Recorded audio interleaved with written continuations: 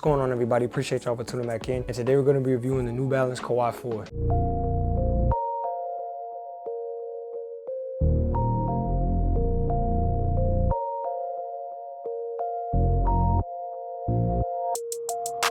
Phone started jumping, what a day. Really quick before we get into the video, my voice sounds a little off and a little nasty or whatever the case may be. It's because I lost it throughout this some time of the week, so my voice went hoarse. I don't know how. And also, your boy been taking a physical toll. If you guys can see my face down here, if you guys see this scar, I got elbowed in the face going for a rebound. Thank God I don't need stitches or anything like that, but it did hurt. It didn't hurt too bad. I can still play on it, but I knew my face would be leaking and stuff, so I got this. And then just yesterday when I was playing, I got this from getting kneed in the face. I was trying to get the loose ball, or I dribbled the ball and I got hit and I lost it and I tried to pick it back up. So yeah, your boy been going through some physical pain. Moving on from that, we're going to be talking about the Kawhi 4, the sizing and the price. And the sizing, I can recommend that you guys go your true to size. If you guys want, you guys can go up half a size for toe space. For wide footers, I would say to go up half a size too, because it is a nice tight narrow fit. Nothing too crazy or anything like that, but like I said, if you guys like that toe space, go up half. And if you guys are wide footers, I would say you guys go up half a size as well. Moving on to the style of the Kawhi 4, and I'm going to give these an 8.5 out of 10. I love pink colorway shoes, and I'm pretty sure y'all already know if the shoe has pink in it or the shoe is dominantly pink, I'm pretty much going to fall in love with that shoe, because I think pink on a shoe is just one of the best colorways ever, in my opinion. It's just me, but yeah, I just love pink. And one thing I will tell you guys is this shoe looks a lot better in person than online. Online, you can't really get the vibrancy, but in person, I don't know if you guys can see that, it's very vibrant. It's a pink that stands out. When I was wearing these shoes, people were asking me, what shoe is that? Whose is it? And I told them it's Kawhi 4. It's just because Kawhi doesn't usually make colorways like this, to be honest. Most of his colorways always been kind of basic. So this one, in my opinion, stands out above the rest. So yeah, the pink colorway, I definitely think is fire. One of my favorite but one of my favorite aesthetics on the shoe is in right here. I don't know if you guys play Street Fighter, but that's what it reminds me of. The same colorway and the fact that it pops out on you, I think that it kind of reminds me of Street Fighter. I don't know the name or the reason behind this colorway. Go on a sec, because my brain just came up with something. I don't know if you guys can see this part here, and then you look at the in here. Maybe this is a little inspired by like Street Fighter 4. I don't know, because most of the time when people put their fourth shoe, they don't put this, you know, the Roman numeral. Now the materials on the shoe feel pretty good as well. It's gonna be a mesh upper, synthetic overlays, and also a TPU heel cage back here that causes no stiffness. Up next, we have my favorite category, which is the cushion, and I'm gonna go ahead and get these an 8.5 out of 10. Inside the shoe, you guys are gonna have a fuel cell midsole with energy arc paired with a carbon fiber plate that's gonna be towards the bottom. The one thing I will say about New Balance that I really like, they make some really good cushioning in the fresh foam BBs and in two ways, and also in the Kawhi. So the cushion inside New Balance, I'm telling y'all, is a sleeper. They're always gonna be around that 8 or 8.5 out of 10, sometimes even a 9, and it feels really good on this shoe. So shout out New Balance for having and creating their own cushion that feels really, really good. So as you guys can see, the cushion inside the shoe is nice and soft. As you guys can see, I can indent my finger like that really easily, and it is going to give you guys a nice responsive energy as well. One thing I will say about the shoe, they say that it's a low top. It is lightweight. When I compare it to the Series Player Only, this is the lowest shoe that I have. I don't know if you guys can see that, but the Series Player Only is going to be lower than the Kawhi 4. So me personally, this is a low top, and this would be like mid-low. If you guys like that mid-low, low top, lightweight type of shoe, then this is something that you guys might want to go ahead and look into. The cushion on felt really good. I got a responsive energy. I did get a little bit of spring, and also I got a really good amount of impact force protection upon jumping and landing. So if you're a player with some bounce or sneaky bounce, then this is definitely going to be a cushion setup that you like. I have bounce, I can windmill and stuff like that, but like in the game, I could probably catch you off guard by dunking on you and stuff like that. So I'm more of like a sneaky bounce person. Like I mentioned to you guys earlier, New Balance definitely has a slept on cushion, and that fuel cell is one of the top ones and one of the cushions that I personally like in New Balance. Moving on to the traction of the Kawhi 4s, and I'm going to give these an 8 out of 10. You guys are going to hear squeaking on this shoe like crazy.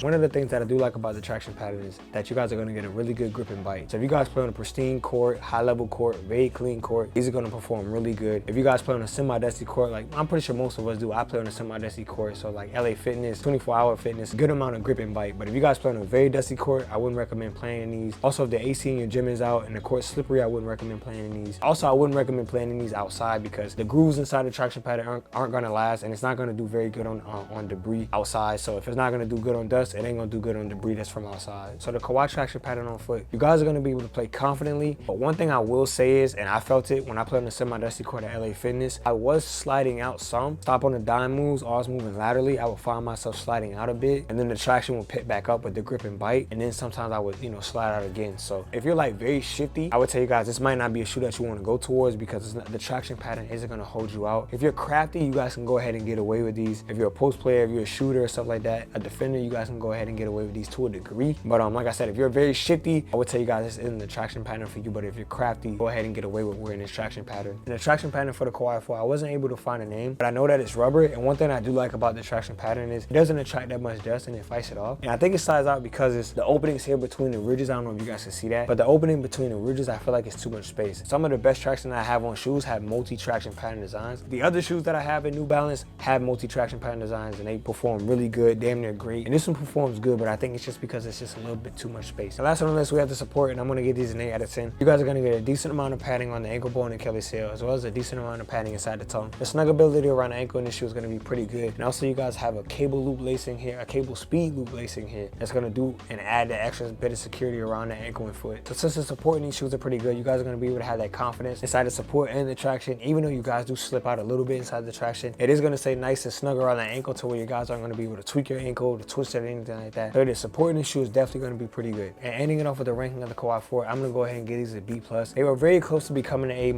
If the traction pattern was a little bit better, I promise y'all these would have been an A-. Going off with the style, I'm a sucker for pink. Anything that has like a pink shoe, I'm definitely gonna be able to go ahead and copy because I like pink. I think pink is a fire colorway on the shoe. And also the N in New Balance, I think it stands out. If you guys want to see it again, I think it stands out. It has like that Street Fighter logo, you know, with the colors and everything. And I'm telling you guys, I feel like this shoe might pay homage to Street Fighter. The cushion inside this shoe, New Balance definitely has some really good cushions. So if you guys like a really good cushion setup and the sleeper one for that, I'm telling you guys, New Balance has definitely been able to keep up with that. The two-way 3s, the two-way 4s, the Kawhi 3s, the Fresh Foam BBs, the Kawhi 4s, they definitely have a good a good cushion setup and fuel cell paired with energy arc and a carbon fiber plate, and it feels really good. You guys are gonna get that impact force protection that you want. This shoe is also going to be a mid-low lightweight shoe, so if you got sticky bounce or just like a good cushion setup in general, the Kawhi 4 is something that you guys might want to go ahead and look at cushion wise. Traction, like I told you guys, this shoe is going to perform. It's going to squeak like crazy. You guys are going to get a really good grip and bite. Even though you guys are going to slide out a bit, on a clean court, you guys are going to perform good. On a semi-dusty court, you guys are going to perform good. I wouldn't recommend that you guys take this shoe outside or play on a very dusty court, or if the AC and gym is broke, I wouldn't recommend that you guys play with these. But that's going to go ahead and do it for the end of this review of the Kawhi 4. Hopefully I help you guys decide to cop it or drop it, whatever it is you guys decide to do. I'm going to go ahead and get up out of here. I appreciate y'all for tuning in, listening to this horrendous voice. I don't know if it sounds bad on camera. Hopefully it doesn't, but man, my voice sounds horrendous. But like I said, but that's going to go ahead and be the end. I'm going to have a chance to send this out. I appreciate y'all for always tuning in, subscribing, liking, doing my community polls, following me on the gram, TikTok, stuff like that. I always appreciate y'all. Got anything you want to add to it, Chauncey? What? That's your end intro? Yeah, just the end intro. Thank you for guys watching today's video. See you next in today's video. Bye.